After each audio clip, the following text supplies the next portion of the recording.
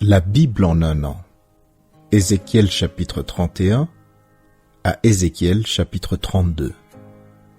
Psaume 113 à Psaume 114. Proverbe 27, 18 à 20.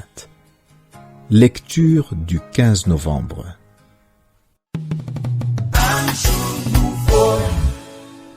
Hébreux chapitre 12, versets 14 à 29. Recherchez la paix avec tous et la sanctification, sans laquelle personne ne verra le Seigneur.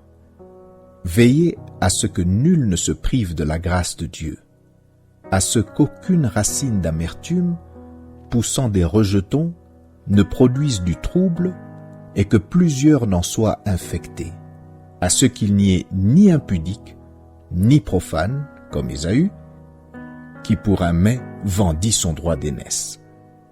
Vous savez que plus tard, voulant obtenir la bénédiction, il fut rejeté, quoiqu'il la sollicitât avec larmes, car son repentir ne put avoir aucun effet.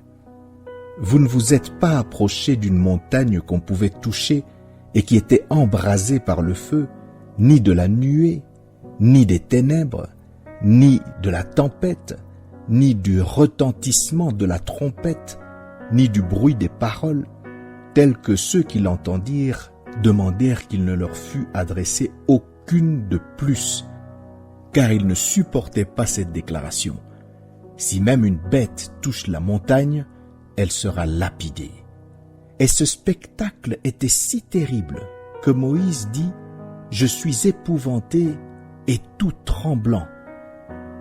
Mais vous vous êtes approchés de la montagne de Sion, de la cité du Dieu vivant, la Jérusalem céleste, des myriades qui forment le chœur des anges, de l'assemblée des premiers-nés inscrits dans les cieux, du juge qui est le Dieu de tous, des esprits des justes parvenus à la perfection, de Jésus qui est le médiateur de la nouvelle alliance, et du sang de l'aspersion qui parle mieux que celui d'Abel. Gardez-vous de refuser d'entendre celui qui parle, car si ceux-là n'ont pas échappé qui refusèrent d'entendre celui qui publiait les oracles sur la terre, combien moins échapperons-nous si nous nous détournons de celui qui parle du haut des cieux? Lui dont la voix alors ébranla la terre, et qui maintenant a fait cette promesse, « Une fois encore, j'ébranlerai non seulement la terre, mais aussi le ciel. » Ces mots, « une fois encore », indiquent le changement des choses ébranlées comme étant faites pour un temps, afin que les choses inébranlables subsistent. C'est pourquoi, recevant un royaume inébranlable, montrons notre reconnaissance en rendant à Dieu un culte qui lui soit agréable, avec piété et avec crainte, car notre Dieu est aussi un feu dévorant.